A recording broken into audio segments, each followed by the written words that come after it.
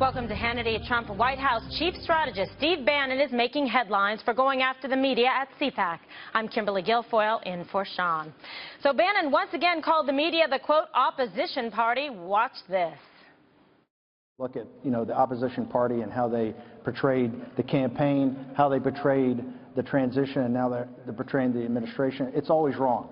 If you remember, the campaign was the most chaotic, by the media's description, most chaotic, most disorganized, most unprofessional, had no earthly idea what they were doing, and then you saw them all crying and weeping that night. Just like they were dead wrong on the chaos of the campaign, and just like they were dead wrong in the chaos of the transition, they are absolutely dead wrong about what's going on today, because we have a team that's just grinding it through on what President Donald Trump promised the American people. And the mainstream media better understand something. All of those promises are going to be implemented. They're corporatist, globalist media that are adamantly opposed to an economic nationalist agenda like Donald Trump has. He's going to continue to press his agenda. And as economic conditions get better, as more jobs get better, they're going to continue to fight. If you think they're going to give you your country back without a fight, you are sadly mistaken. Bannon also talked about President Trump's agenda. Let's take a look. If you want to see the Trump agenda, it's very simple. It was all in the speeches. He went around to these rallies, but those speeches had tremendous amount of content in them, right? All he's doing right now is he's laid out an agenda with those speeches, with the promises he made, and our job every day is just to execute on that, is to simply get a path to how those get executed. And he's maniacally focused on that. Yeah. Every business leader we've had in is saying not just taxes, but it is also the regulation. And I think if you look at these cabinet appointees, they were selected for a reason, and that is the deconstruction. The way the progressive left runs is that if they can't get it passed, they're just going to put it in some sort of regulation in an agency. That's all going to be deconstructed. And Vice President Mike Pence capped off the night with a rousing speech. Here are some of the highlights. You have elected a man for president who never quits. He never backs down. He is a fighter. He is a winner. And I promise you, he will never stop fighting until we make America great again. This is the chance we've worked so hard for so long to see. This is the time to prove again that our answers are the right answers for America. A strong military, more jobs, less taxes, respect for the Constitution and the values that have made America great, and a deep and abiding faith in the goodness of the American people. And let me assure you, America's Obamacare nightmare is about to end. Joining us with reaction are former Obama economic advisor Austan Goolsbee and Trump Transition Executive Committee member Anthony Scaramucci. So Anthony, from what we've seen from the media, does Steve Bannon have a point in calling them the opposition party? Well, listen, I mean, the media's been very rough on the administration. They were rough on the transition and rough on the campaign. So for those three reasons, I think Steve is right. But, Kimberly, this was a great day for the administration. The messaging was fantastic. People got to see the harmony between Reince Priebus and Steve Bannon, which isn't well reported in the media. And they also got to hear from the vice president. And so the messaging was fantastic. It's a great lead-in for President Trump tomorrow. And the really good news is the Business Council dinner is going on in D.C. right now. There's 100 business leaders down there. I left D.C. a couple hours ago. And the business community is very fired up about the president. You can see it in the stock market. Okay, and just a quick follow-up on that. I mean, you were part of the transition team. You worked on a daily basis, with the president, with Reince Priebus and Steve Bannon. And what was your experience like? Listen, they're great guys. And you heard what Steve was saying about the deconstruction. The idea right now, and Austin's not going to like this, but the idea right now is to unravel all those regulations, which has led to the 1% growth. And so give it a little bit of time, and you'll see the economy humming. Steve Mnuchin was on this morning talking about the tax policies. There will be a harmony here and the team is really starting to come together. I thought the messaging was fantastic today. All right, certainly like a strong message of unity there in achieving, Austan, a lot of the goals and objectives that candidate Trump has promised to achieve as President Trump. What did you make of the situation today, and specifically Steve Bannon talking about enacting the economic nationalist agenda of President Trump?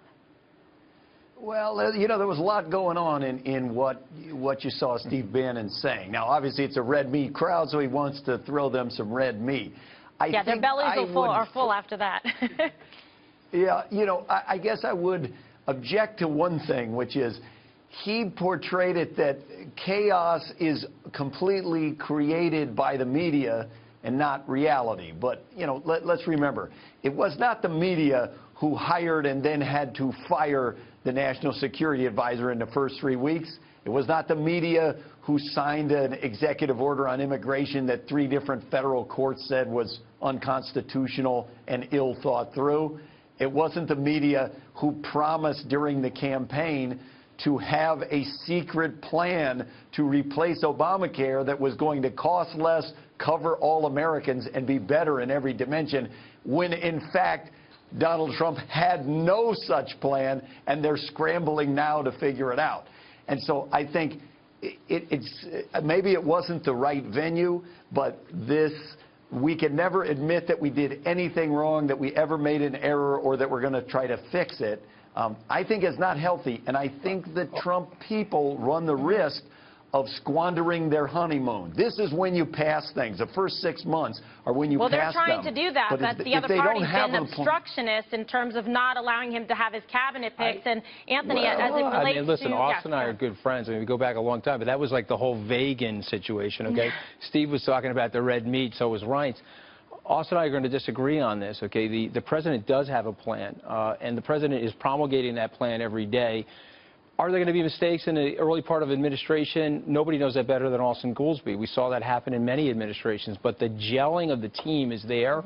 The messaging is getting tighter, and I can see him smiling because he knows it's true. And so the stock market, something that Austan and I follow very closely, has been on a tear, and that's because people see growth, they see a tax cut coming, they see earnings revitalization and profits for companies. And you know what else they see? They see middle-class wages growing because of President Trump's agenda and his jobs program. And so yes, is it perfect? Nothing's perfect, but I like what I see, and I know that over the next 60 days, Austan, you're going to be very happy with this administration. I mean, you know, Austan, what we saw here across the country was this strong movement of working-class men and women that came out in droves to the rallies for President Trump that really felt that they were left behind. They want to put food on the table and have money to pay the bills and send their kids to good schools, and they feel that they were left behind by the Obama administration.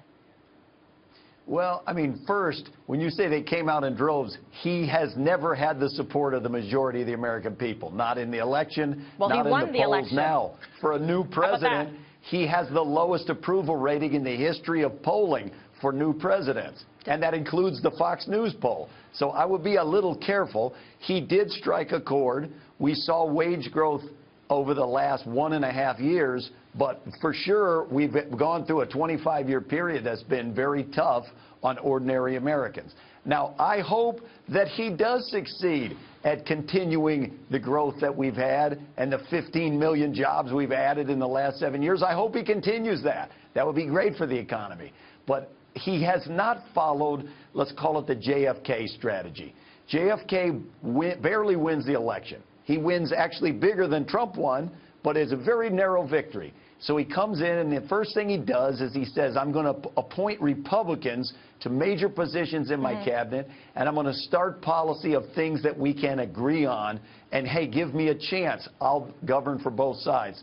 Trump has not taken that approach, and I think it will cost him after a few years. Anthony, your reaction? Well, listen, I mean, 1962 is not calling us anymore, unfortunately, and so you're in a totally different environment down there in Washington. The president came as a change agent, Kimberly, and the American people are listening. And listen, we can talk about the polls if you want, but I think the results are really what are going to matter. And let's give this a little bit of time. 100 days from now, my prediction is the stock market will be continuing on its upward trajectory, and the tax cut will be looming. That'll be very good for the American people, very good for the middle class and working class families. Yeah, and people also expecting results as it relates to Obamacare as well. And just real quick, Austin, as it relates to General Flynn, it was the media that was perpetuating this false narrative that he had committed a crime. In fact, I'll tell you as a lawyer, he did not violate the Logan Act, and there was no finding of wrongdoing with respect to General Flynn, and the president was very specific about that. Why did Donald Trump fire him? That's my only question.